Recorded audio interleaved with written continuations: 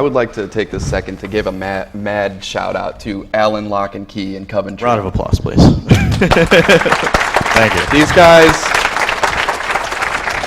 If you guys need anything two bonded master locksmiths, two of the smartest guys I know. They will know more than I ever will about locks, and they are the ones that have furnished us with most of this hardware up here today.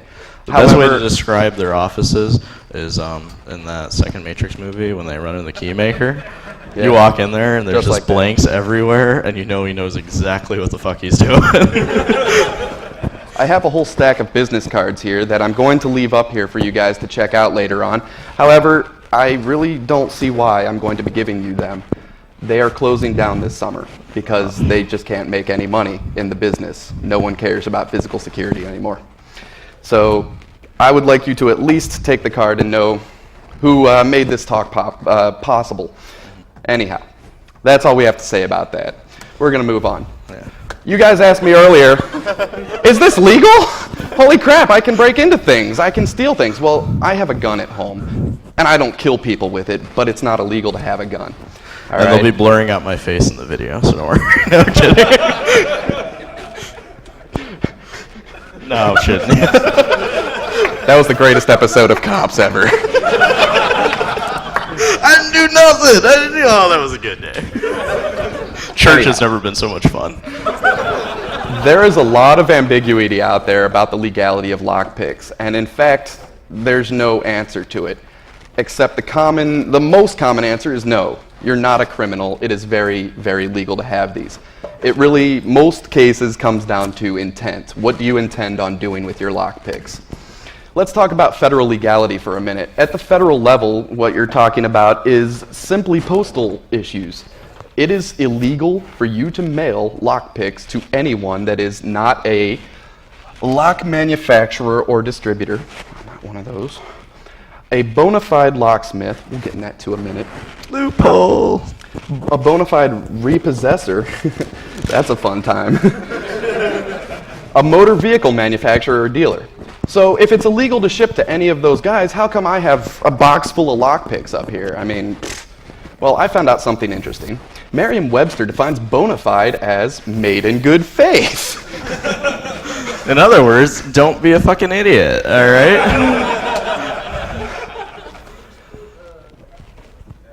I'm sorry, was that English? I'm sorry, who was speaking? What'd you say? I'm trying to read the Latin number 3. What? There you go.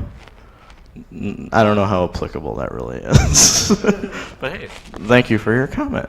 Made with earnest intent. I mean, my intent is very earnest. Yeah, if you're buying lockpicks from a guy named Ice Pick, it's turn around. All right, so at the federal level, you're pretty much covered. You're a bona fide locksmith. You're a locksmith in training. That's exactly what you guys are. That makes you bona fide. Legality in Ohio, which is all I really care about, because that's where I live. Except the thing is, I found out the legality in Ohio, what's written in Ohio, is applicable to just about all states. Almost all states that I looked at have this same exact clause. A person is guilty of possession of lockpicks, blah, blah, blah, blah, blah. They will be arrested and thrown in jail for the rest of their lives under circumstances evidencing an intent to use them for something bad. If you're caught with lockpick, let's rephrase this. If you're caught doing something bad and you have lockpicks, you're guilty of possession of burglar's tools. Like mugging someone with a gun in your pocket. You didn't necessarily pull it out, but you had it. If you go up, shoot someone in the head, you're going to get murder 1, and you're going to get possession of burglar's tools. You didn't steal anything from them, but they're tools because they were involved in a felony. That's the way it is, and that's what makes it legal in just about all states. Uh-oh, Virginia. Uh-oh. Virginia and various other states decided to add this clause. The possession of such burglarious tools, implements, or outfits by any person other than a licensed dealer shall be I can't even say this. Prima facie? Is that facie? Anyone pre-law? Okay. That guy. The Latin talk is after this. All right. It's evidence of your intent to commit burglary, robbery, or larceny. So just having these on you They think you're intending to do this, and now it is your responsibility to prove otherwise. Do you guys know how to do that? No. Yeah, lawyer. Pull out your checkbook there, buddy. Who's Scout's honor? No, that's not going to cut it. Well, I believe in Virginia, don't they have a board certification you have to pass? Yes. You have to become a master locksmith. There's no other way around it. And it's not easy to prove that you're not intending to do something. So if you're from Virginia, yeah, I don't know how willing we are to sell you lockpicks. I mean, we're not going to ask for your ID, but...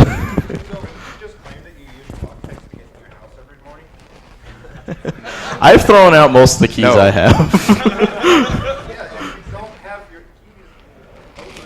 I'm just saying, that's the clause. And actually, that's the clause that most states that are kind of very borderline with this, they put in there. States like New York and Washington, D.C., they say that they're burglar's tools, period. They're completely illegal. Don't even try to carry them in there. If you get caught with them, no matter what, it's a misdemeanor. It's not a felony unless you use them to commit a felony.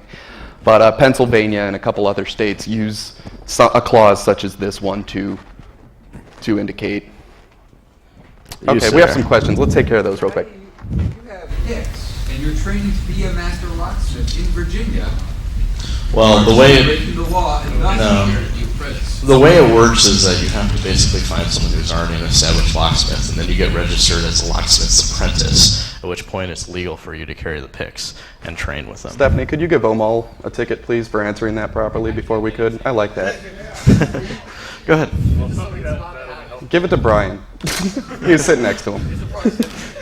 Anyhow, when you buy these picks, if you want to purchase picks from me today, check your state laws, because I really don't want you coming up to me going, dude, I got thrown in jail. I'm like, no kidding. I told you about that. Fucking idiot. All right, go ahead. Go ahead, Sam. Another thing to keep in mind with becoming a certified locksmith is if you go to foleyvalsaw.com, their correspondence course, which teaches locksmithing. And that can be sometimes handy if you pass that course, have that degree, and other such things. That's fun. So it's a bit like becoming an internet priest. You can marry someone even though, God, That's you know you're not exactly- certified to do it. I was thinking the same thing. The course also includes they send you tools, and you actually get a cheap-ass key cutting machine, which is handy. All right, Nick Farr, who has a posse. Nick Farr. Okay, so under the Constitution, full faith and credit clause, does the state of Virginia recognize other states' equivalent licenses to hold them? No. Why No, not? they do not. If you're a licensed locksmith from a state if you're a licensed locksmith in Ohio and you go to Virginia, that is recognized. However, it's legal to carry lockpicks in Ohio, but not in Virginia. That's a different issue. Licenses, things like that, those full faith and credit will cover those. However, I cannot carry a concealed weapon in Virginia, but I can here. They're not going to reciprocate that. Some states do. Michigan concealed carry weapons can reciprocate with Ohio and various other states. There are some legality issues with that, but you cannot carry picks. I mean, radar detectors, same thing. Well, no, but is there an overriding federal statute which says, I mean, the reason concealed weapons laws can vary state to state to state, and states have to work out reciprocity, is because there's an overarching federal jurisdiction over firearms specifically. Mm-hmm. Is there a similar federal jurisdiction over lockpicking tools that you know of? This is the only federal anything I was able to find about lockpicking, locksmithing tools, burglars tools, anything along that line. It's left up to the states. So it's kind of ambiguous. If the cops want to know you, they will. Honestly, Yeah. if you're trying to do something stupid, you're going to get busted. And you deserve to get busted because you're an idiot, like I said. All right, so another disclaimer. I'm not a lawyer. I don't intend to be one. I just happen to go through all the codes and titles and read all the things, and I was like, well, that says I can, that says I can't. I'm not going to sit here and say I have a law degree and that is exactly what's going to happen, because if you go out and get arrested in Ohio, I don't want you going, hey, Chris said I could do this, and he's a computer Some engineer. guy in a yellow shirt on stage. That's right. Some guy had a yellow shirt at a hacker conference.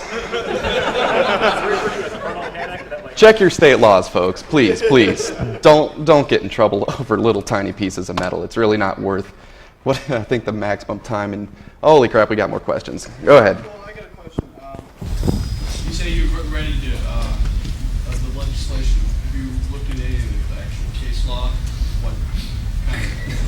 No, not anything specific. There were no cases of some guy that was like, oh, well, I only had them in the lock. I didn't use them to pick the lock. That's not. No, I did not find anything along those lines. Actually, the funniest thing with this whole thing is he actually got stopped at an airport. I was pulled off an airplane for having lock picks on me. Yeah, well, This is exactly what happened. I walked through security and they went, beep. What's in your pocket? Oh crap, I should have put those in my check. So anyhow, they said, what are these? I said, they're locksmithing tools. And they go, oh, tools? You're not allowed to put tools on an airplane. What are you thinking? I wonder if you could do that with a gun. Oh, that's just my murder tool. You're going to have to check that, which you can do.